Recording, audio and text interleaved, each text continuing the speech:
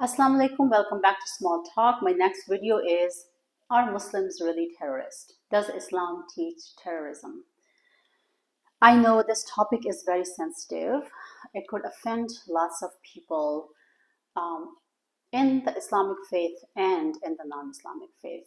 And why I say that? Because there have been so many misconceptions about Islam and Muslims in the Western society that when we try to address those issues, half the time people don't even believe us. And they don't think that we understand our own faith. In fact, I was watching a debate last night where one of uh, the mediator of the debate asked a question that are Muslims really brainwashed? And the opponent party, three people stepped forward and they said, yes, the Muslims are brainwashed, which was kind of funny because if we understand our faith the right way and we realize how beautiful this religion is that we call Islam, that doesn't mean we have been brainwashed. That only means that we have understood it very deeply. And we do realize that when Islam gives us certain commands, what's the logic and reasoning behind it? Does Islam teach terrorism? The answer is absolutely not. Islam means peace. Islam means peace. Islam means the religion of peace. Islam is the only religion, or one of the only religions, that does teaches peace. There is an ayah in the Quran that says, if you killed one person, it's like you killed the whole of humanity. If you saved the life of one individual, it's like you have saved the entire humanity. Where is the terrorism in that? What they call terrorism is, or the word jihad, which the Western media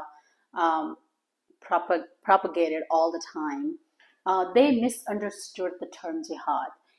The only meaning of jihad is to stand up against aggression and oppression. We don't, as a Muslim, we're not supposed to do jihad unless somebody attacks us, or we are in danger of somebody attacking us, or somebody is oppressing us, or somebody is causing destruction in our society. Just like right now, in this time, right now as I'm recording this video, Gaza, the human being, the children, regardless of whether they're Muslims or non-Muslims, it doesn't matter, they're human being. The way they're being bombarded, the way they're being killed, the way the hospitals are being destroyed, the way the bakeries are being destroyed so they don't have the food, the way the innocent children are being burned into small pieces and burned alive, that's oppression. So in this kind of situations, Muslims or humans in general have to stand up and stand against those who are oppressing. So for human being to get together right now, regardless of whether they're Muslims or not Muslims, everybody should stand up against Israel right now as I'm speaking, because what they're causing is they're causing a human genocide. They're trying to kill an entire race of Islamic faith. That's a hate crime. That's a war crime. They are oppressing, they're killing the ones who have already been in concentration camps. They're destroying the hospitals. They're killing innocent children. They're burning them alive. They're raping their women. So in a time like this, if somebody stands up to protect themselves, to take care of themselves, that's jihad. And it's not terrorism. Terrorism is what Israel is doing in Palestine right now. Israel is a terrorist state as we speak, which is being promoted by most of these Western societies. And they don't even realize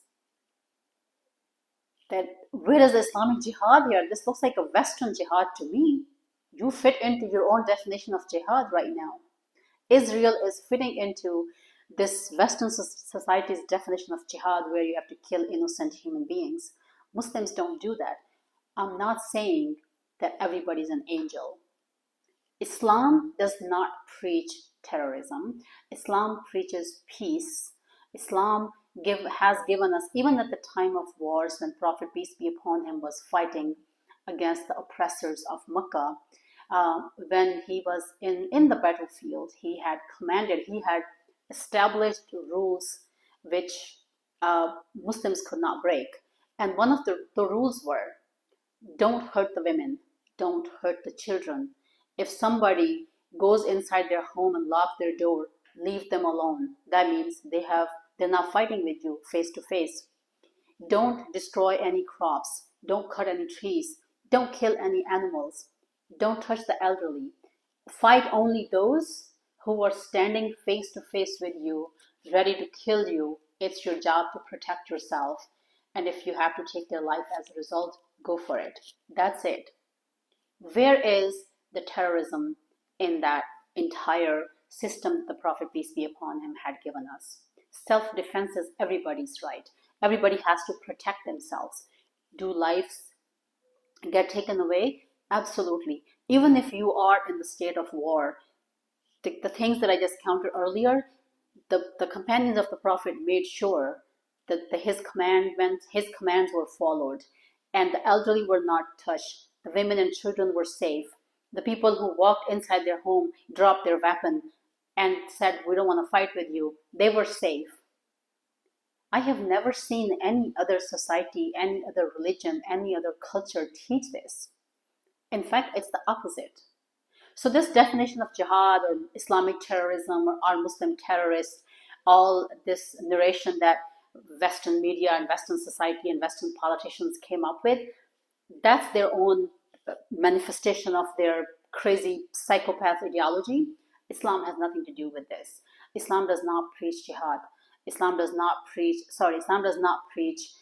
terrorism. Islam preaches peace and coexistence. Islam always invites people to come to common terms with them and live peacefully. Islam is always willing to sit down and have a table talk with everyone who's their enemy to resolve the issue with dialogue instead of fighting.